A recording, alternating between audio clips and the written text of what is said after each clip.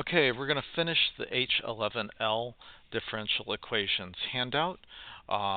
So starting with the part where it says exercise 11L, solve for this when we've got this.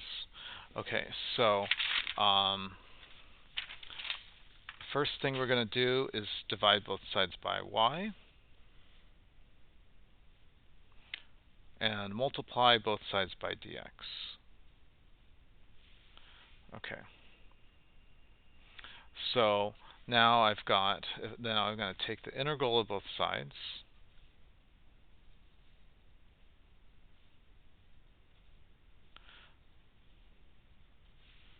Okay, and then I end up with 4 natural log of y equals 1/2 x squared plus c.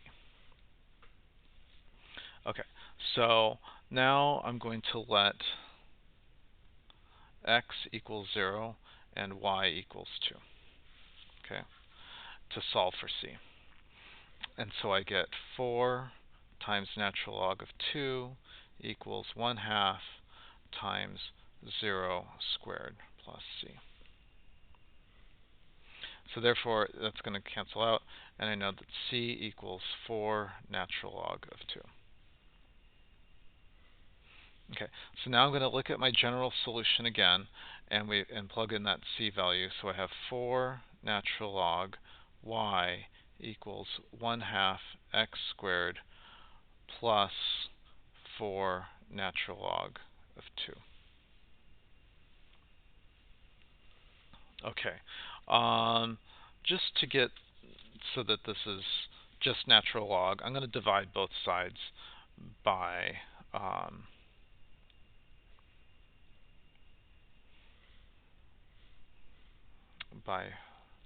4.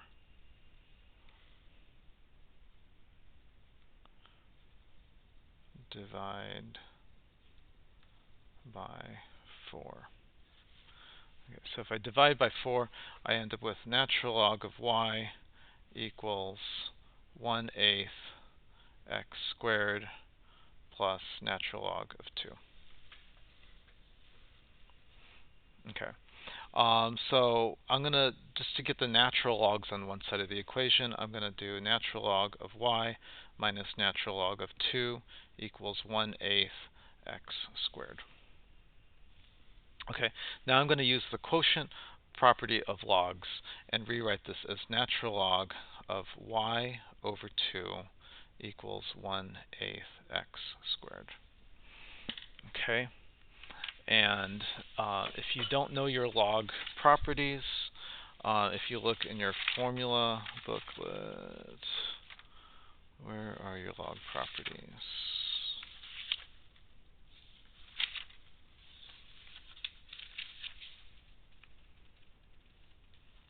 Aha, right here. Laws of logarithms. Okay, so these are your important log properties. Okay. So I like to, this is an unnecessary step, but I always like to write natural log as log base e y over 2 equals 1/8 x squared. And then, because now I can use convert to exponential, or sorry, convert to exponential form. And because we're solving for y, and y is in this natural log thing, so I can say e to this power 1/8 x squared equals y over 2. E to this power is equal to that. Okay, and then we just have one step left to solve for y. I'm going to multiply both sides by 2, and I get 2e to the 1/8 x squared equals y. And there's my formula.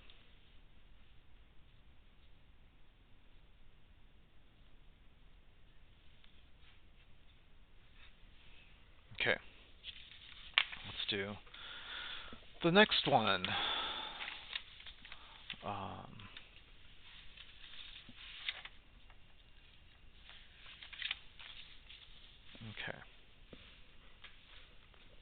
here's the next one.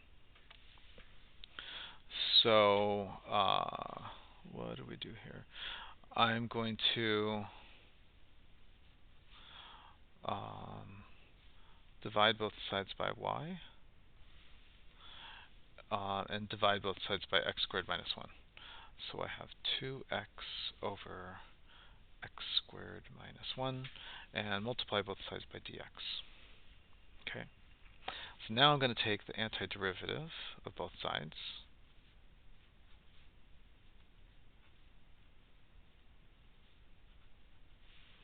Okay. And so we're going to do our reverse chain rule stuff. So I'm going to let u equal x squared minus 1.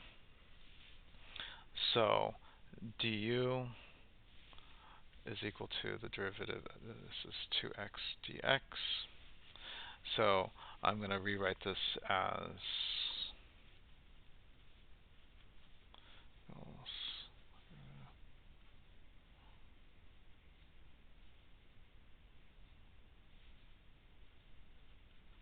okay. So I'm going to replace 2x dx with du, and I'm going to replace this here with u, and so now I've got antiderivative of 1 over y dy equals the antiderivative of 1 over u du, and so now I get natural log of y equals natural log of u plus c. And then I'm going to replace the u back with x squared minus 1. So now I've got natural log of y equals natural log of x squared minus 1 plus c. And we're going to find c. So in order to find c, we're going to use our initial information. We're going to let x equals 2 and y equals 9. So x equals 2, y equals 9. So we're going to use that information. So I'm going to have natural log of 9 equals natural log of 2 squared minus 1 plus c. Okay. So 2 squared is 4, and 4 minus 1 is 3. So I got natural log of 9 equals natural log of 3 plus c. So let's subtract natural log of 3 on both sides. So natural log of 9 minus natural log of 3 equals c, because I subtracted natural log of 3 on both sides. Okay, using our log properties, I'm going to write this as natural log of 9 over 3 equals c. Well, 9 divided by 3, we know that, that's 3. Okay, so now we've got c. So our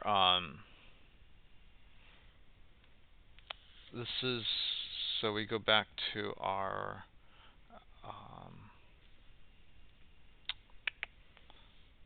we're gonna reuse this equation here, and I'm going to rewrite it.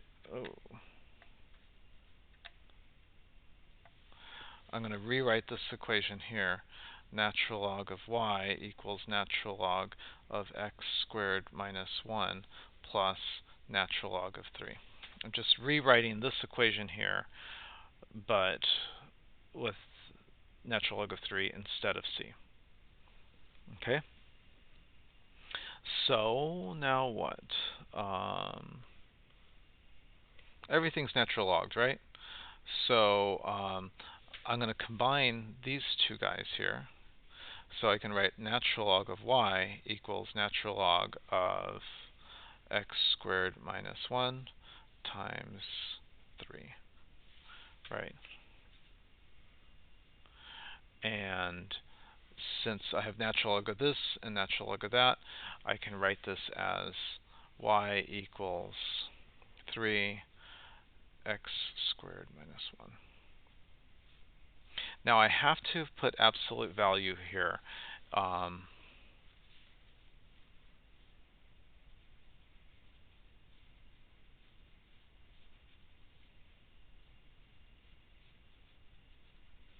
Because this needs to be positive, and I know something squared will always be positive, but this minus 1 could make it so that it might not be positive, so the absolute value requires that everything is going to be positive.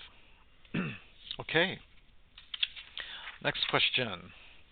Okay, the rate of decay of a radioactive substance is proportional to the amount of grams here.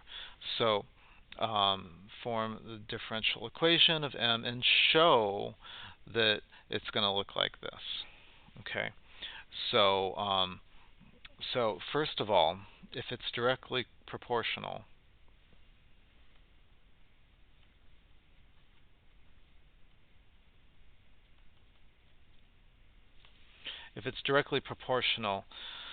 we can say we can say that the change of M over the change of T is equal to negative Km. Now, this negative is important because it's decay. In our example that we did in the earlier video, it was the bacteria was growing.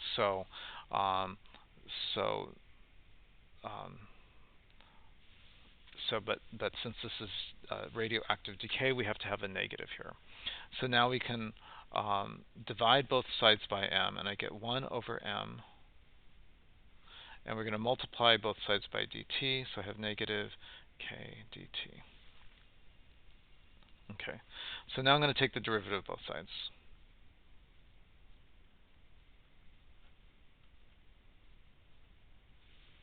Okay. So the derivative of 1 over m is natural log of m. The derivative of negative k is going to give me negative kt, and we have to have the plus c. Okay, so once again, think of this as log base e.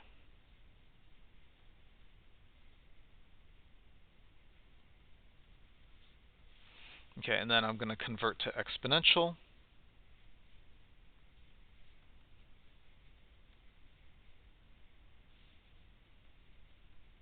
Form.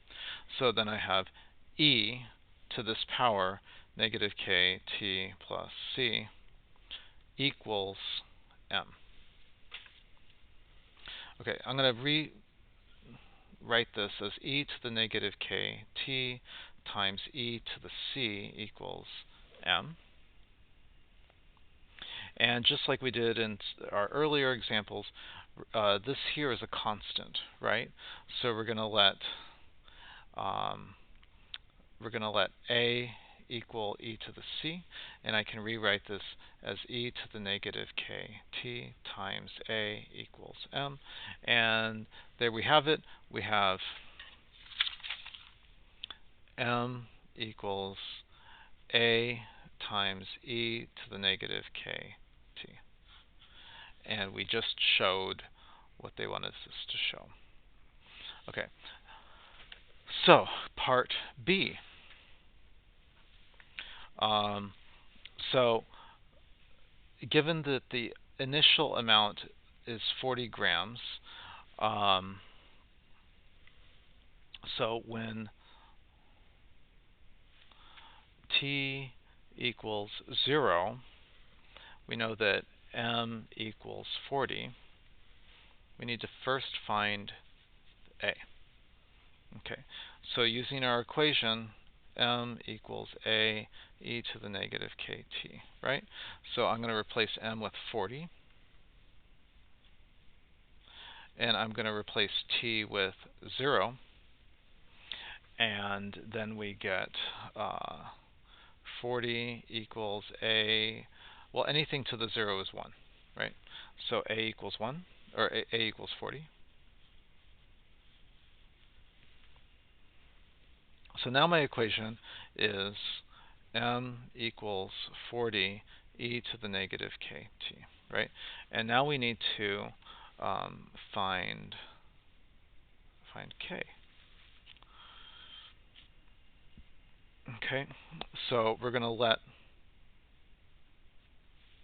after 2 hours, find the value of k.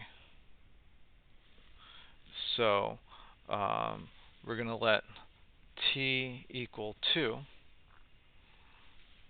and the mass is 20 grams, so we're going to let m equal 20. So when time is 2, we've got an m of 20. Okay, so I'm going to rewrite this equation. So using this equation, m is 20, so I have 20 equals 40 e to the negative k, and then replace t with 2.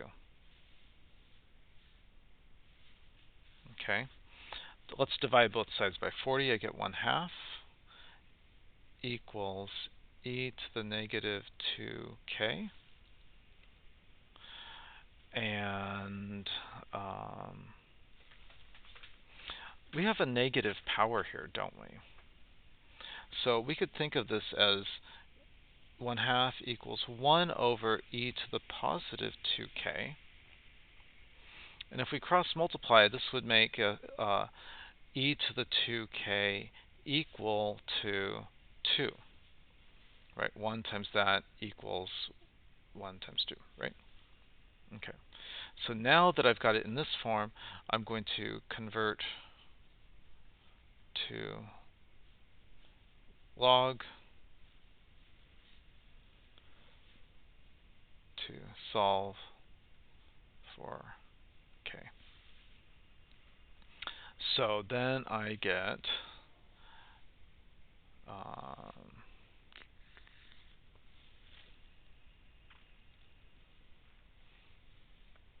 log base e 2 equals 2k, or simply natural log of 2 equals 2k. Okay, and now I can divide both sides by 2 to solve for k, and I know that k is equal to natural log of 2 divided by 2. And there's k. All right, and then the next question on your paper is explained by Miss Castro on her video, and it's done really well, and I'm not going to explain it because I want you to listen to her, and she explains it brilliantly. There you go.